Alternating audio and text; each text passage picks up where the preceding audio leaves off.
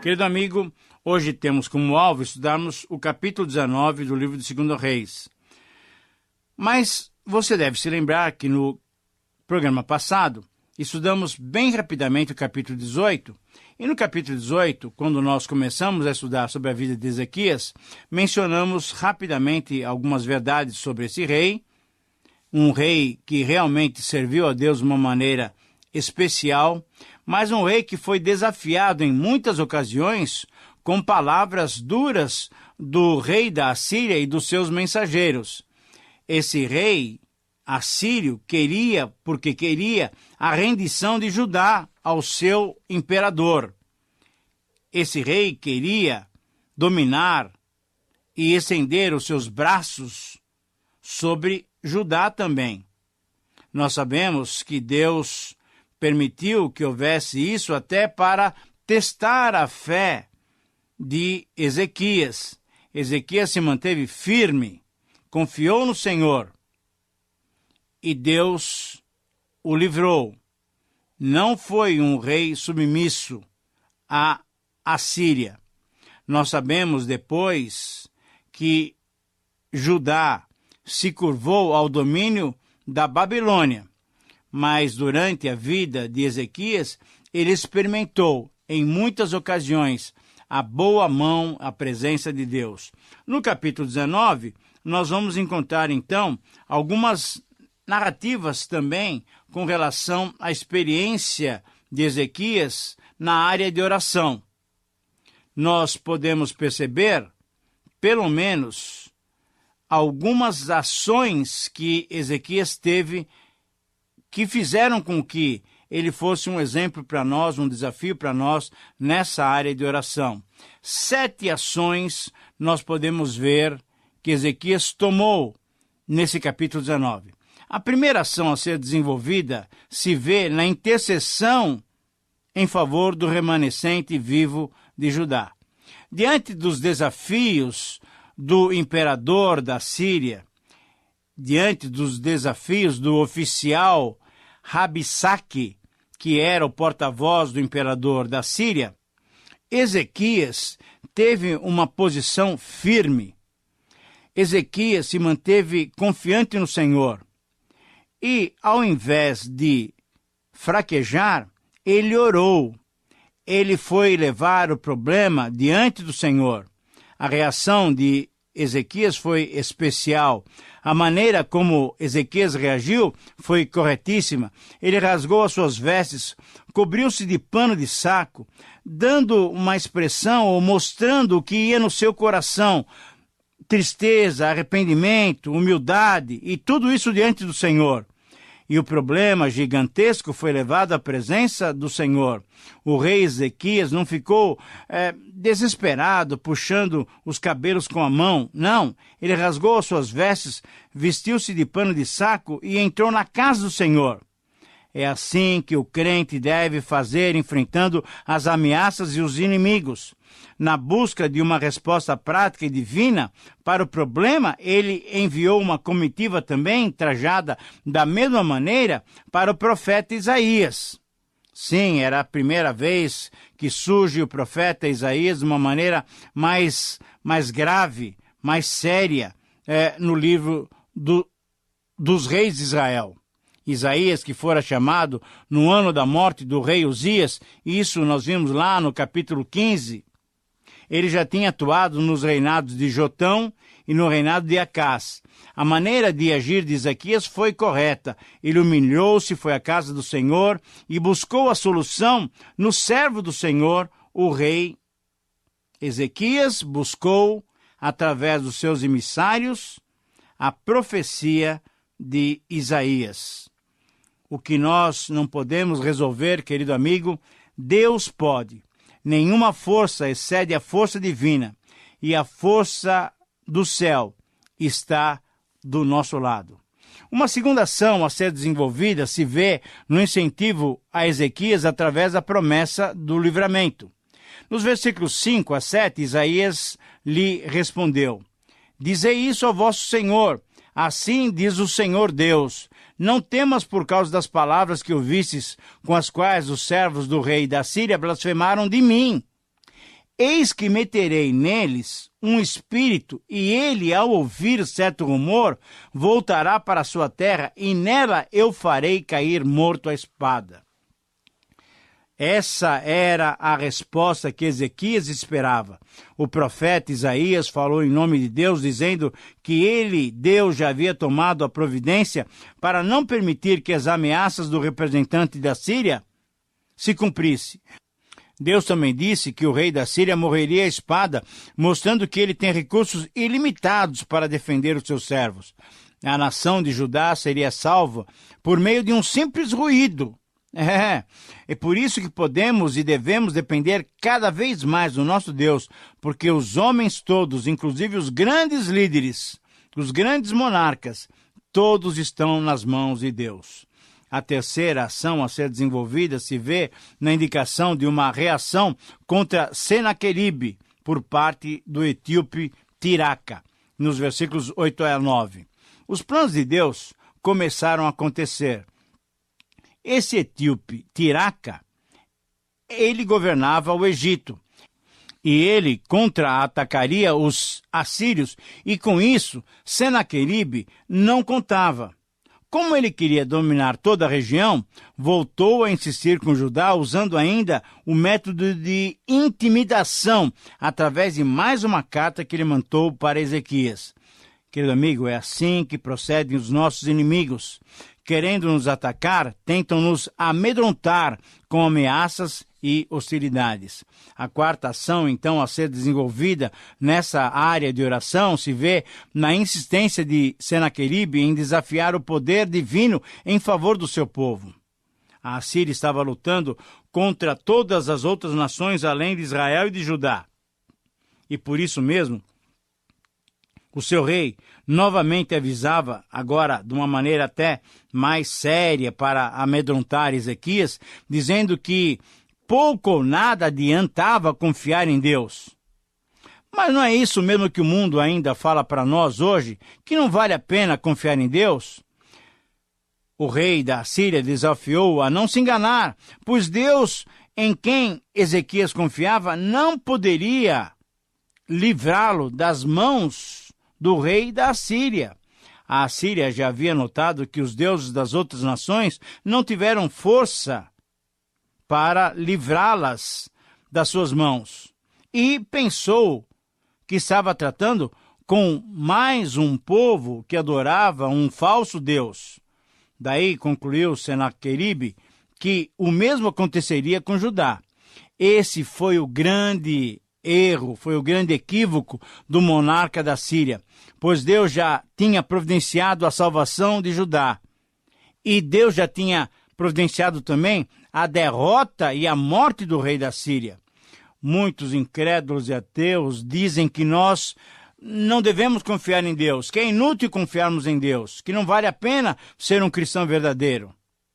Entretanto, esse é o raciocínio do homem que está cego pelo maligno, que está completamente enganado com os ídolos e com as superstições.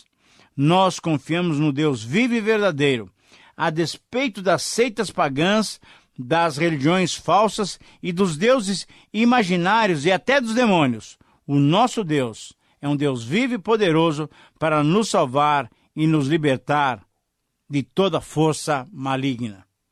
A quinta ação a ser desenvolvida se vê na invocação do Deus vivo, por parte do rei Ezequias, nos versículos 14 até 19. A atitude de Ezequias, o rei piedoso, quando recebeu a carta, é um desafio para nós. Ele reconheceu ser verdade que os assírios assolaram todas as outras nações e as suas terras. Ele reconheceu que os assírios tinham lançado fogo nos deuses deles, porque eles eram ídolos, obras de mãos humanas, de madeira, de pedra. Por isso eles foram destruídos. E por isso Ezequias confessou o seu desejo de que todos os reinos da terra soubessem que só Deus é o Senhor Deus. Essa é a maneira correta de tratar com os nossos problemas, é levá-los na presença de Deus. Ezequias, então, logo que recebeu essa outra carta repleta de afrontas, ele foi à casa do Senhor e pôs a carta perante Deus. ele estendeu-a diante do Senhor. E a sua oração foi maravilhosa, pois nela ele exaltou a Deus que está entronizado acima dos querubins, que governa todos os reinos da terra, pois é o Deus Criador que fez os céus e a terra. Ezequias declarou que cria que o caso de Judá era diferente.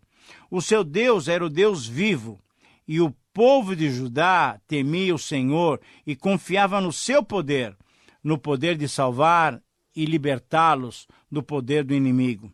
Isso nos lembra que, apesar da falência espiritual e moral de outras pessoas que confiam nos ídolos, em doutrinas exóticas, confiam em homens, confiam até em demônios, nós, os crentes, os verdadeiros cristãos, devemos permanecer firmes no Senhor. A vitória do verdadeiro crente é garantida pela palavra de Deus e pela própria ação do Senhor, porque o nosso Deus é um Deus poderoso.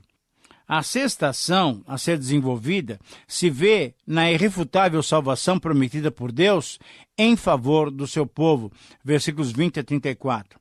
Isaías, o profeta, confortou a Ezequias a partir do versículo 20, revelando-lhe a resposta de Deus à oração, à sua oração, à oração do rei. Isaías transmitiu claramente a resposta de Deus. A oração foi ouvida por Deus, e Deus, através de Isaías, confirmou que a afronta de Senaqueribe não era somente contra Judá, mas era uma afronta contra ele mesmo, contra o Deus, contra o Deus, Criador dos céus e da terra, contra o Santo de Israel. Senaqueribe tinha afrontado, blasfemado, tinha alçado, tinha erguido a sua voz, arrogantemente erguido seus olhos contra o Santo de Israel. Então, se a afronta do rei da Assíria era também contra Deus, Judá poderia ficar tranquila, porque a causa da Assíria era uma causa perdida. Esse é o grande pecado das nações e dos homens. Atribuem os seus grandes feitos à sua própria força, à sua capacidade. Ele não deveria se orgulhar do seu poderio, pois Deus, afinal, é que tinha deixado que a Síria crescesse dessa maneira. Então aqui se confirma aquilo que já dissemos antes, que todas aquelas conquistas da Assíria tinham sido planejadas, tinham sido permitidas pelo próprio Deus. Rabsaque não poderia negar absolutamente de que o Deus de Judá poderia mudar completamente as coisas. Ele não poderia admitir isso daí. E creio que podemos afirmar que nenhuma ação, nenhuma nação, nenhum homem, ninguém se ergue acima dos outros sem a permissão de Deus. Ele tem tudo sob o seu controle. Deus tem as nações nas suas mãos. Deus tem o mundo em suas mãos. As nações que foram vencidas e conquistadas por Senaqueribe eram nações que precisavam ser abaladas por uma força invasora para que voltassem os olhos para Deus. A Assíria, sim, era simplesmente um instrumento nas mãos de Deus. O cronista, o repórter, o comentarista, o analista político falam muito superficialmente sobre os acontecimentos políticos no mundo de hoje. Falam superficialmente porque eles desconhecem as implicações teológicas em todos os acontecimentos do mundo, sejam eles muito importantes ou sejam até em eventos que imaginamos não terem nenhuma importância. Eles ignoram a existência da forte e poderosa mão de Deus que a tudo controla e determina o crescimento de uma nação. Ora, amigo, no mundo onde nem a queda de um pardal, de um simples passarinho, sem a atuação ou permissão de Deus, como é que nós vamos crer que as coisas acontecem por acaso ou simplesmente acontecem por acontecerem? Não, Deus estava explicando que a Síria fez todas aquelas conquistas porque Deus tinha planejado. Deus planejou o desmoronamento das cidades fortificadas. Agora, por que isso aconteceu? Porque Deus sabe quando há orgulho numa cidade, num povo, numa nação bem protegida, essas cidades merecem ser derrubadas para saberem quem é Deus. A fé em Deus é mais preciosa do que os nossos muros, do que a nossa proteção material. nós vemos que logo que a própria Assíria começou a conquistar, logo veio o orgulho, a presunção, a autoconfiança e a blasfêmia contra o próprio Deus. O orgulho da Síria foi tal que ela passou a desafiar todos os deuses, até mesmo o Deus vivo e poderoso, o Deus verdadeiro. Já nem Deus podia deter a marcha vitoriosa da Assíria. Assim pensava Senaqueribe, assim pensava Rabsaqué. Não havia mais ninguém no mundo ou nos céus que os poderiam deter. Querido amigo, como estavam errados. Deus ouviu a oração de Ezequias e explicou que, devido à atitude arrogante da Assíria, ele, Senaqueribe, o grande rei do Império Mundial, ele teria o seu fim dentro de próximos dias. E em nenhuma hipótese ele poderia destruir o povo de Judá, porque ele estaria se colocando contra o próprio Deus. Por isso não podemos pensar que os acontecimentos do dia a dia são meros acontecimentos. Não. Procuremos ver a mão sábia, poderosa e soberana de Deus atuando nas coisas e por meio das pessoas. E, querido amigo, nunca nos esqueçamos do desafio do próprio apóstolo Paulo quando disse: se Deus é por nós, quem será contra nós? A sentença contra o orgulho e contra a arrogância se vê nos versículos 27 a 28, onde nós lemos: mas eu conheço o teu assentar e o teu sair e o teu entrar e o teu furor contra mim.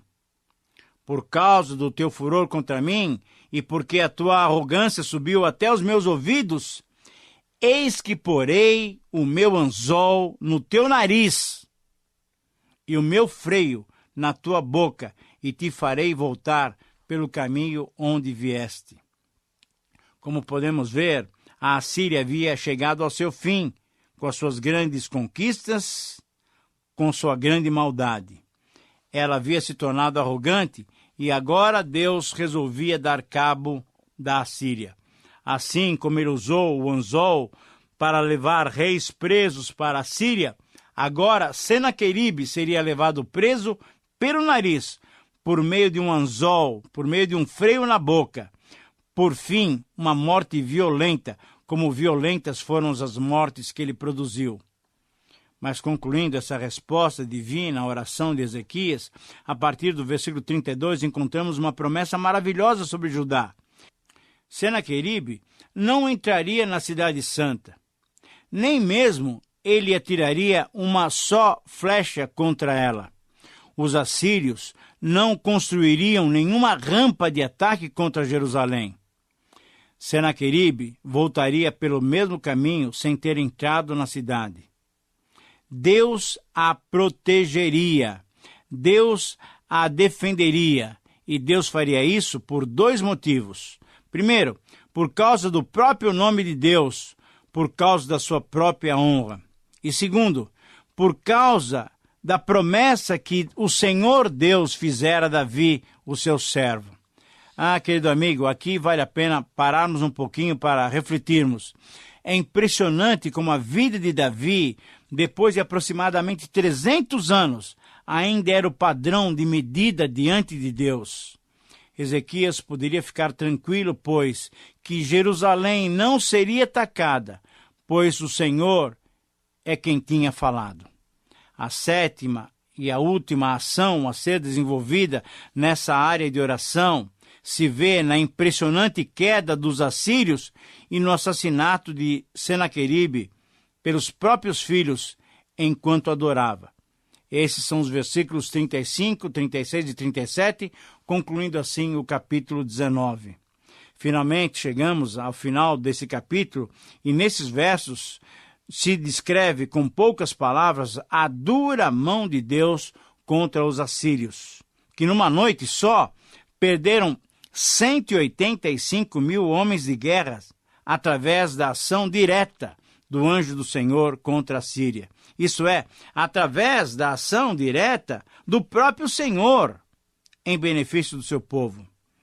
Mas além desse castigo imediato, talvez, passados uns 15 a 20 anos, Quando Senaqueribe estava em Nínive, adorando o seu Deus, lá na capital do Império Assírio, no templo do seu Deus Nisroque, aconteceu o final, aconteceu a morte desse arrogante e orgulhoso rei Senaqueribe.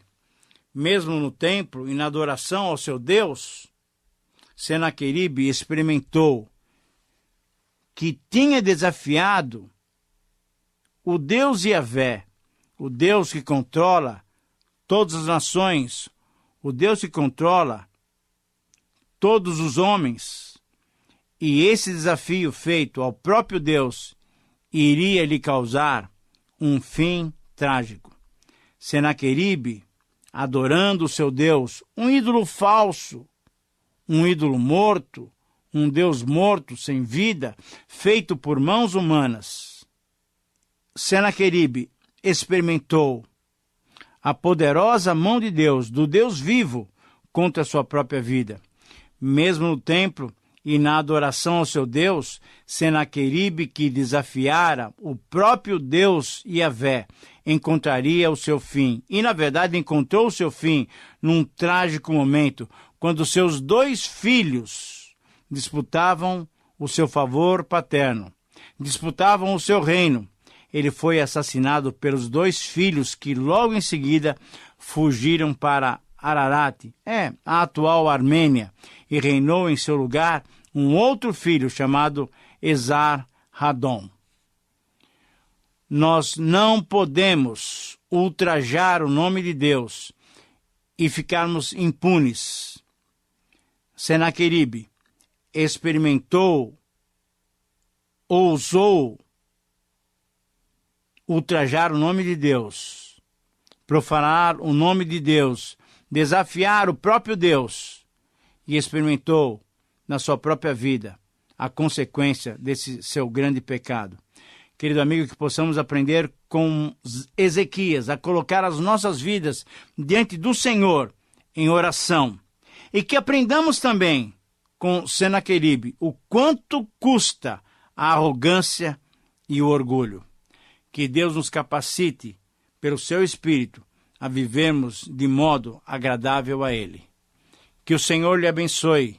Um grande abraço e espero você no próximo programa.